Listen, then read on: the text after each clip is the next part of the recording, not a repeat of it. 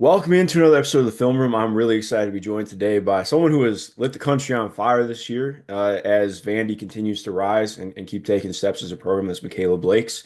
Mikayla, first and foremost, how you doing? I'm good. How are you? I'm good, man. I forgot to warn you beforehand too. I have a husky, so if he starts howling in the background, he's fine. It's just like 40 degrees in Cleveland, so he wants to play ball outside. But Yeah. yeah, it's all the good stuff. Obviously, like halfway through SEC play now, which is just kind of wild to think about. I was talking about it with somebody today, but like feels like it was just the beginning of non-con. Has that kind of hit you yet that we're already this far into your first year? I mean, I kind of look at it like that, and it's just like, wow, life's going fast, but just trying to take in every game and just stay in the present for real. So, No, absolutely. How has that been? Kind of trying to stay in the present while also, I'm sure the noise has kind of risen a little bit too as you guys have continued to get some headlines, you yourself as well. Like, how have you kind of handled and managed that so far? I think just staying humble is the main thing. Like we have a lot of goals we want to get to this year, and we haven't accomplished the goals that we want to. So, until we accomplish those, that's when we'll be happy. But for right now, we're just gonna take every day like it's our last day playing basketball and just really compete and play hard and take every game, not take any game for granted. For sure. Especially in a conference where like um everybody plays just such varying styles. Like you look at how you guys play, you look at like a team you guys played earlier this year in Kentucky that's going to play double big all the time. You look at what Ole Miss, like handling some of the highs and lows of playing a ton of different styles and just kind of how that can play out on court. What has that been like trying to get accustomed to that and feel that out? Yeah, it's been different because this is the best conference in the country. So I think every game you play, it's going to be tough and people are going to scout you differently. So some people aren't going to let you touch the ball. Some people are going to trap you off ball screen. So you never really know what you're going into during every game, but you just have to trust your preparation and that you're going to be prepared. Yeah, no, going off that, I love what you mentioned in terms of just like having to feel all those different coverages, right? I Yeah. think, correct me if you feel otherwise, but a big thing with playing Ole Miss this year has been just struggling with switching a little bit as a team.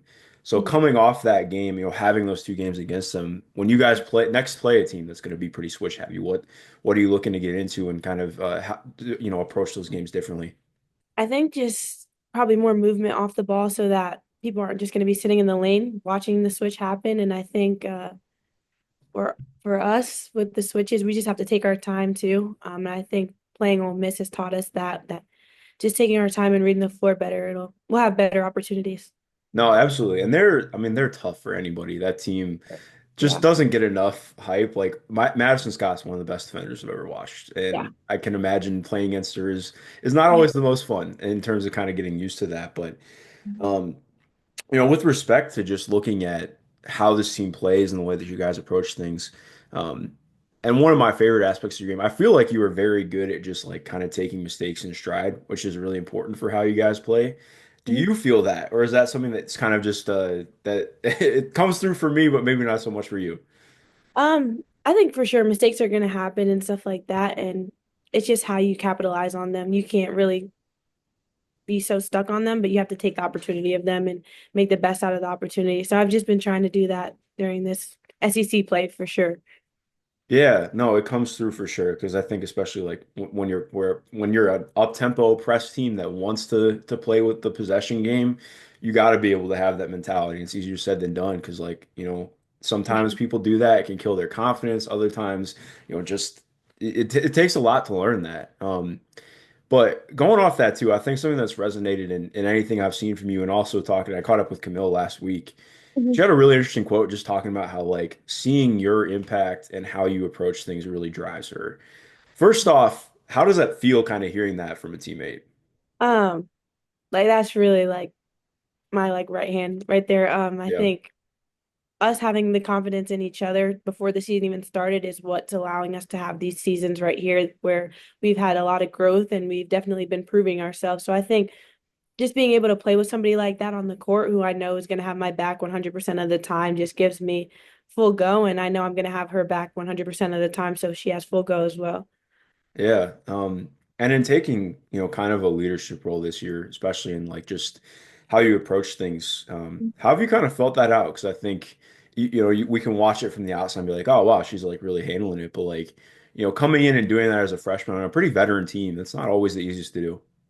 I think I definitely had to learn a lot just with my leadership coming in the summer, like being more vocal, I think, and just really communicating because people aren't going to know what you're thinking on the court. And Yeah. the only way they're going to figure it out is if you communicate with them.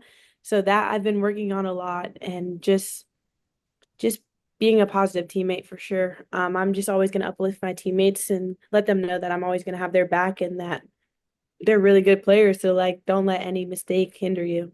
Yeah, no, absolutely. I love that. Speaking on this team as a whole too, obviously I know you've mentioned in a lot of prior interviews that big reason for coming here was Shea and just his coaching staff as a whole. But can you kind of voice what sets this group apart? Like what sets Shea apart? What sets this coaching staff apart that really sold you on coming to Vandy? I think, like as I said before, the family atmosphere. I think this summer when we had that sleepover at Coach Ralph's house and Coach Tom's house, um, like I don't think any other coach would really allow us to randomly surprise them and just stay the night there. And I think that was the main thing for me is going away from family. I want to be in a family atmosphere where I feel like I can go in a coach's office anytime I want.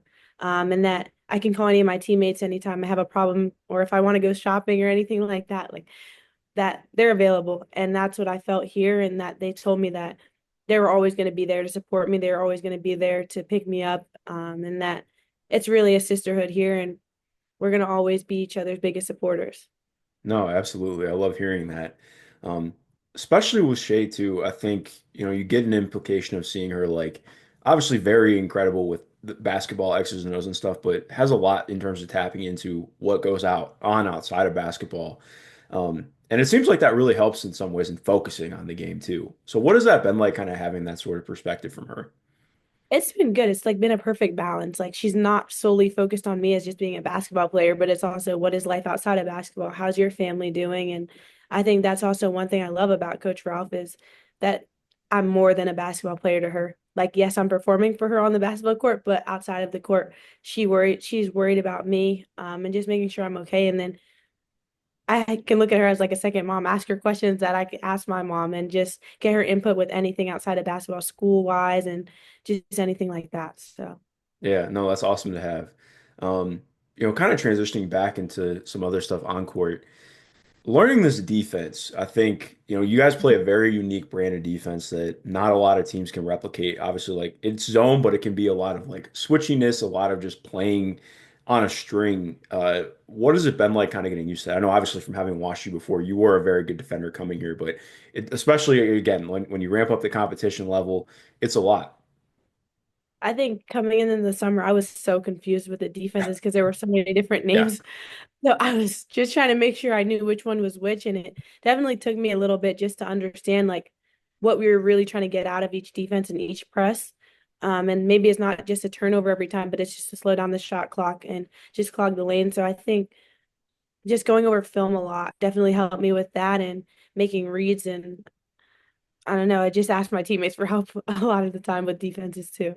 Yeah, especially with that film aspect. Are you somebody who's just kind of always watching basketball in the background? I will always watch basketball. I think after every single game we've played, like if it's an away game, I'll watch the game on the bus back, or I'll try and watch it like immediately as soon as possible. And with my dad as well, my brother adding input, I mean, I love to watch film and just see what I can do better. Yeah, no, for sure. What's maybe the thing that you've maybe started to pick up the most recently? Because I think, at least to me, so much of basketball is there's a million different ways to view it, and so much of it is like continuing to add different lenses for how you view things. So what's maybe picked up most for you on film lately? I think just definitely looking more at like me being overplayed and when cuts aren't there, what do I do next? And then just playing with pace because you can't play at one speed the whole time. And being able to change your pace keeps the defender like not knowing what you're about to do. So I've definitely been focusing on those too. Yeah, no, I love that, and I think it's definitely something we see in your game, and especially too, like being a freshman, that's not easy stuff to pick up on, and Mhm. seeing that much stuff early on, it definitely implicates the way that you're able to kind of take advantage of it. Um, Going off that too, in terms of just getting to this level and like recognizing where you're at as a player. First off, has it kind of like hit you a little bit what you're doing so far this year? I know like just from listening, you're very confident, you know what you can do. But like has that kind of like hit you yet with what you're doing so far? I don't know if it's hit me yet. I think I see what I'm doing and yes, I'm happy for myself, but I don't think I get overexcited. I don't get too high with what I'm doing because I feel like I have that confidence in myself that yes, this is what you're supposed to be doing and you're performing to this level. Maybe it's happening a little bit quicker, like especially with SEC play. I thought maybe I'd hit a little bump, but um I've just really just been trusting my preparation, especially the past couple years, not only just this summer, but just the work I've put in and just knowing what my strengths are and how to fix my weaknesses. Yeah. In terms of like when you first felt like you were ascending is maybe the wrong way to put it, but like when you first kind of like felt that you could be this level of player, in high school AAU, was there kind of a moment where you were like, okay, no, I'm like really starting, things are like really starting to click for me, and I know I can kind of get to this spot. I think for me, that time was probably around ninth grade after I received my first offer. I was sort of kind of like, wow, this basketball thing could take me a lot further than what I thought. And maybe I'm actually good. And it took me a while to realize that you have to put the work in yourself. Somebody can't keep telling you what you need to do. Like, you need to train, you need to do this, you need to do this. And I think once I learned that, that's when I really saw my future as a player and that it was really bright. No, absolutely. And off that too, I mean, just like kind of like you mentioned with SEC play, I was rewatching the Florida game today. It's kind of funny too, because like no, I wouldn't say easy, like scoring 50 points is not easy, but like to you watching your game, I think so Mhm. much of it is just like you said, kind of how people play you. Like you, again, you Yeah. watch that they change up coverages on you throughout the game, and it's just reacting to how they do it.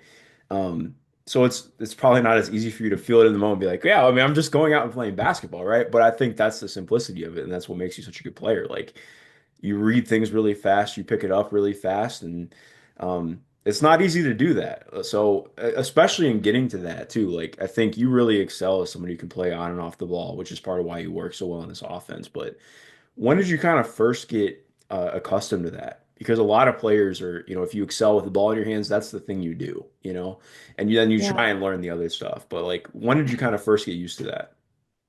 I think maybe I'd say like AAU and a little bit of high school ball. I was mostly ball dominant, just playing that point guard role. And coming into here, I knew like it'd be harder to guard me if I played off the ball and on the ball because it's hard to scout the play if you're just guarding the point guard and you don't know Hmm. what the wings are doing. So I think that's one of the things the coaches told me here, like to be really dominant here. You have to be able to play on and off the ball, and I think I've just really thrived with that because I also love setting screens for my teammates, and they know that as well. So I'm just gonna do whatever is needed for me to do on the court. Yeah, no, I love that. And especially, I mean, like hitting a screen is one of the best ways to get open too. So if you want to open stuff up for yourself, doing stuff to set others up does a lot. I wanted to ask with respect to preparation too and your shot, because it's funny because like when we were talking about earlier, but like when I first saw you in 2023 with Philly Rise, I was like, oh wow, okay, you can really like number one, get to the cup. Like you're really good at getting downhill. But also, I think your jumper was really just starting to come along at that time and become something you were really good at on and off the catch. In terms of getting your shot to where it's at now, where you can really hit it on volume, variety of ways, what was the work like to get to that?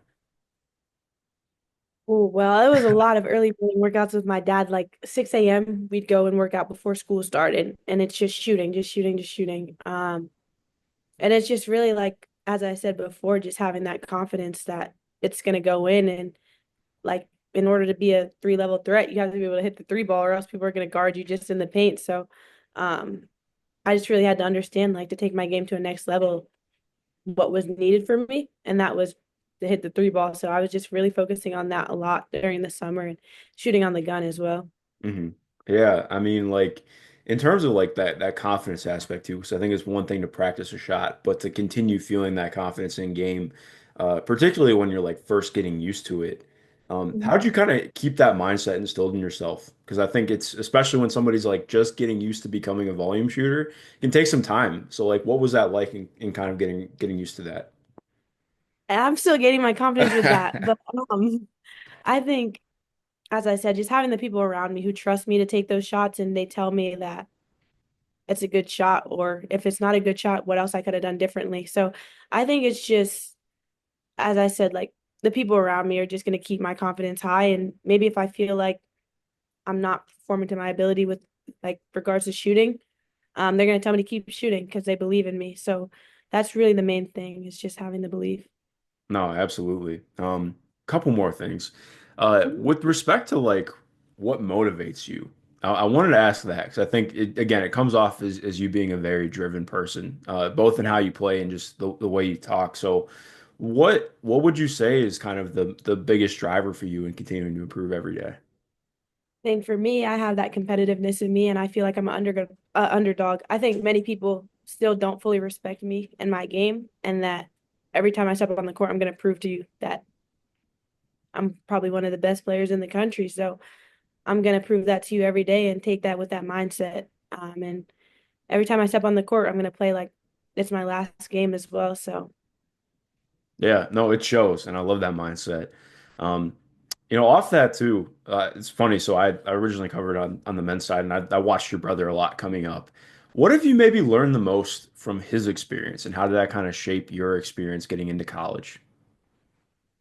his experience was probably different than mine, but definitely I learned patience. You can't be so rushed to do something that you have to take everything as it comes, and with everything, there's going to be a lesson from it, and you just have to try and look at the positive side of things. I think for him, that was my biggest thing, and then how much you had to be in the gym. Like that is a gym rat right there. He'll be in the gym 4 times a day. I'll call him at 8 a.m., call him at 10 p.m. He's still in the gym.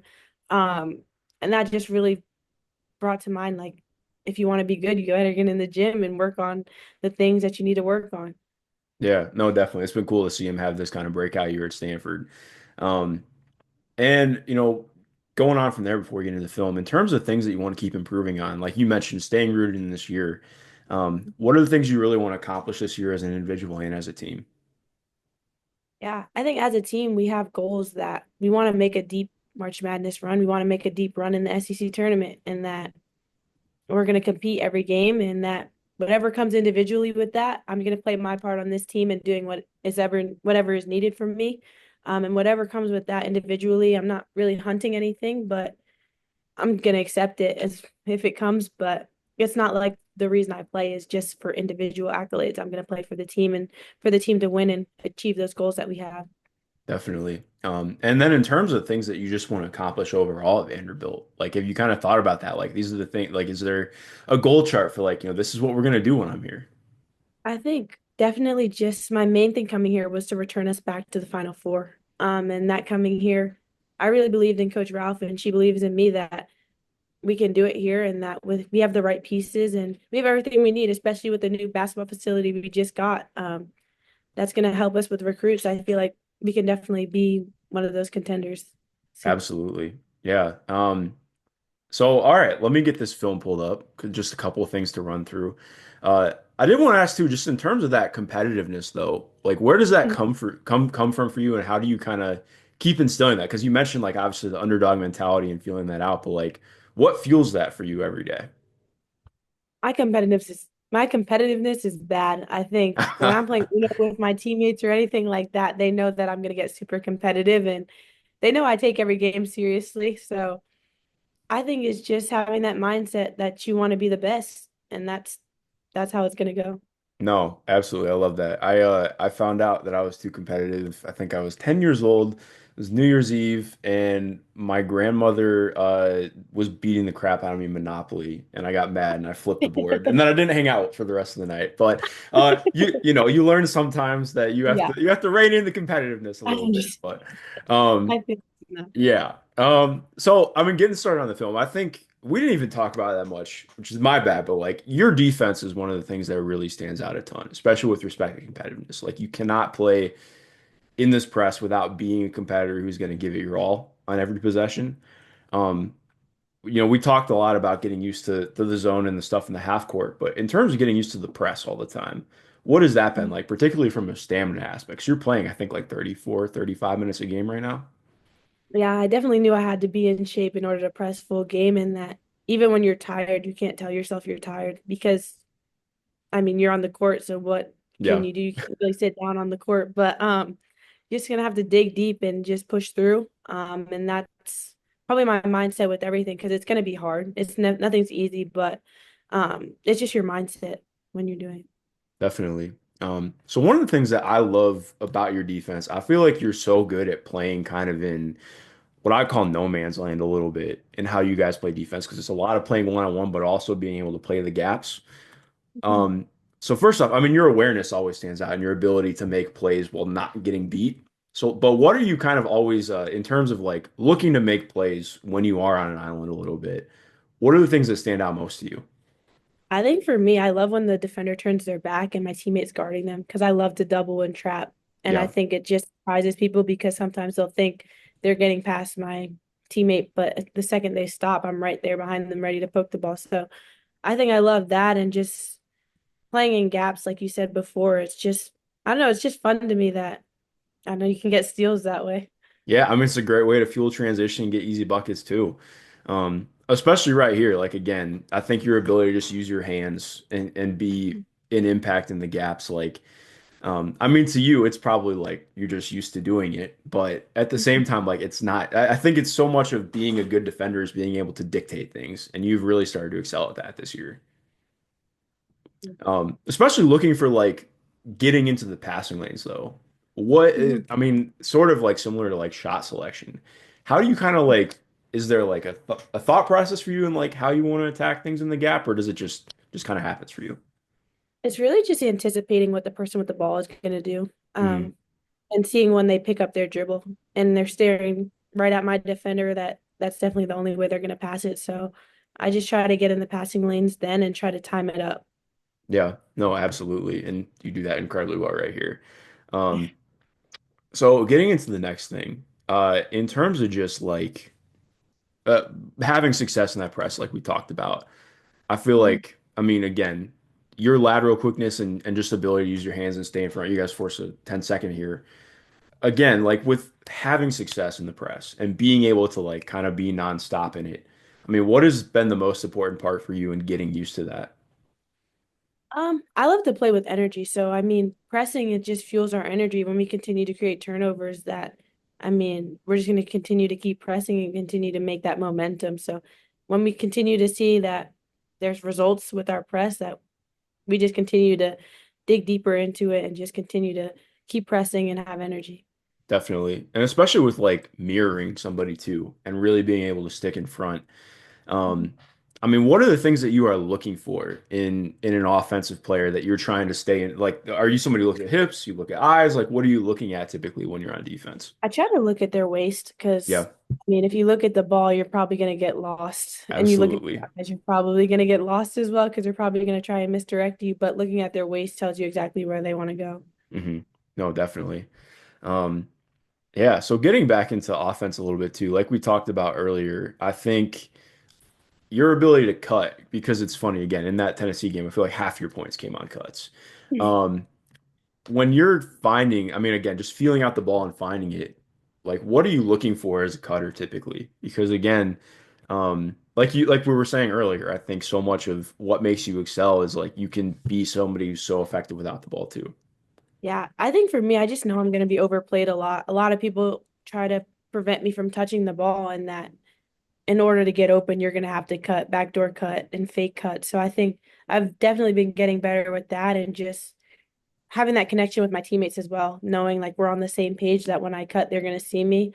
That that's definitely helping.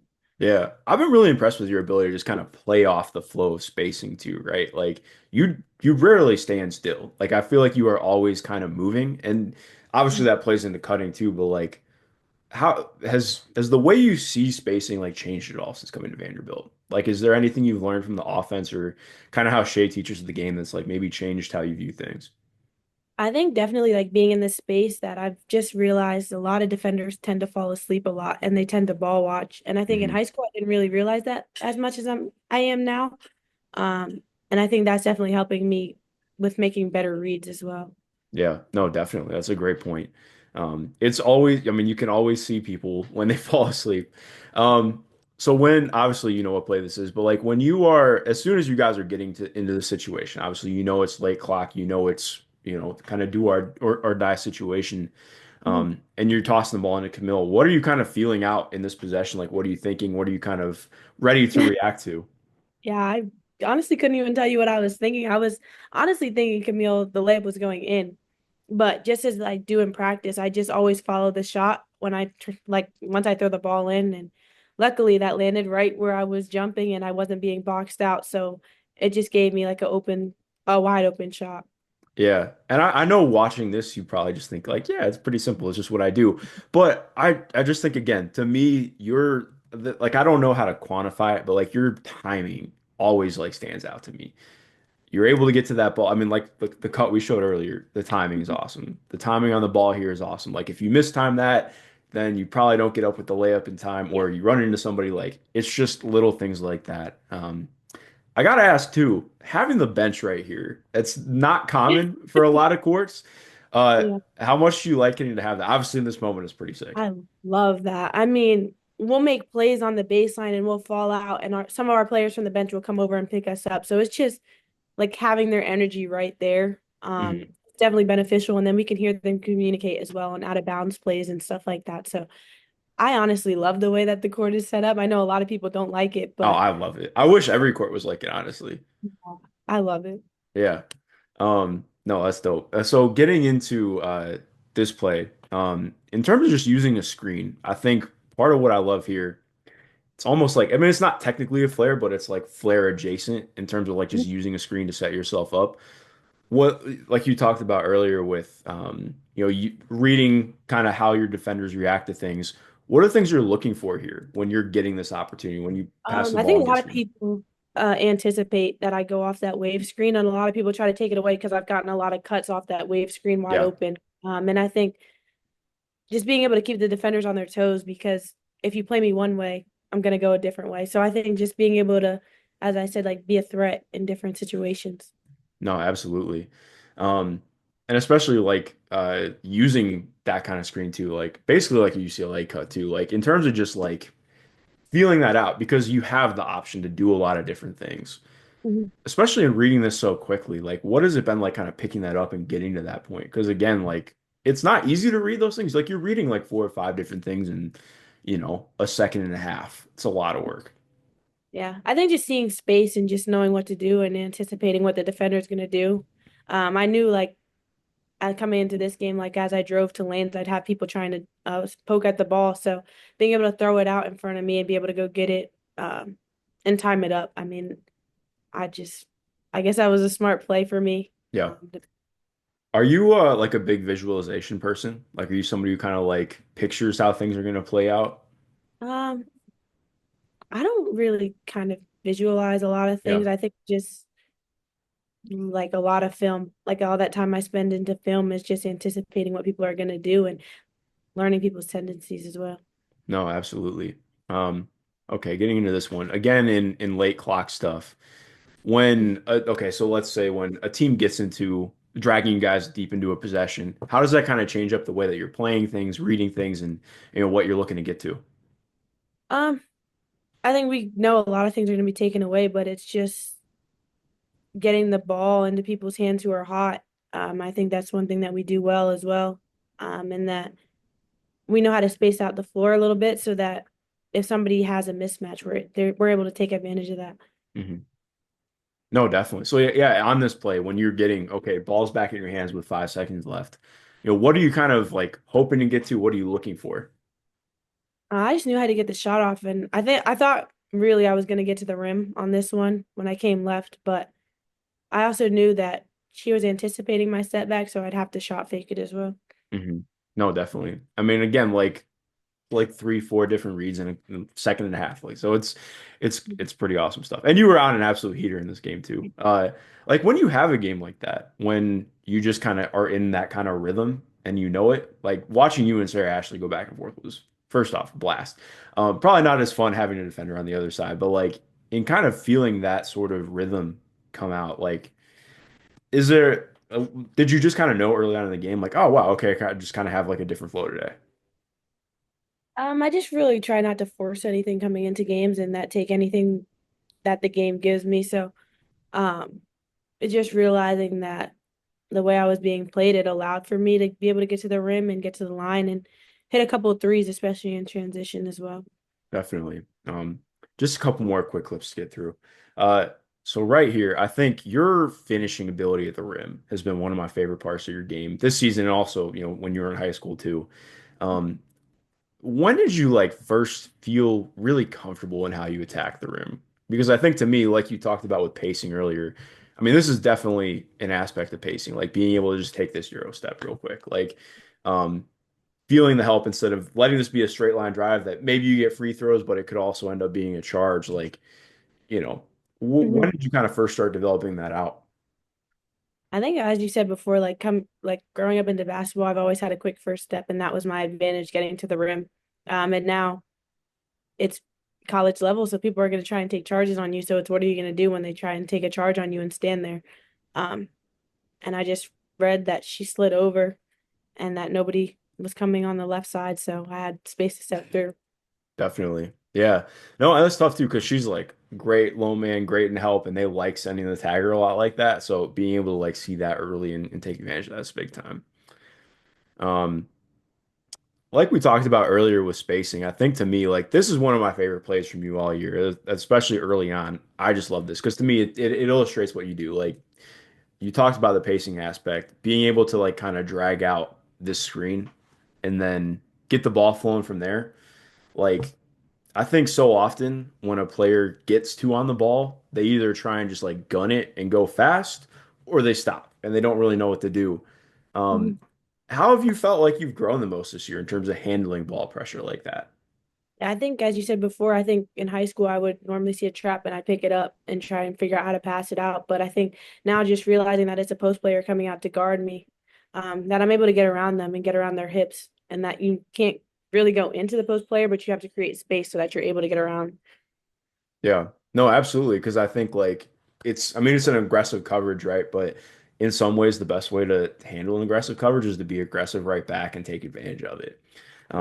And then continuing on that though, I just think like again, your ability to continue to stay spaced, like because so often a player gets the ball, I mean, gets the ball out of their hands and then just stands there, but you're always moving, always get yourself open. I mean, it's open because you drift 5 feet. And then to close, just with the Florida game, I mean, so much of this was you, like we talked about earlier, just kind of taking what's given, reading stuff, again, continuing to move without the ball. You move the ball multiple times, move your body. Like, I mean, that's cash. Like, that's easy stuff. But it's, again, like, it's not easy points, but you get a lot of easy baskets for you because you just keep moving. Yeah. So yeah, it's been really fun to watch. So I took over the last clip, but uh Mhm. Mikayla, I really appreciate your time. It's been awesome watching you, kind of get your feet wet this season and get used to the game and show what you can do. Before we get out of here, is there anything you want to mention or shout out? I don't think Awesome. I have anything. Hey, well, you never know. But well, I appreciate your time again to everyone listening and watching. Be sure to keep up with all things Vandy women's basketball. A lot of great season ahead for them. Mikayla, appreciate your time.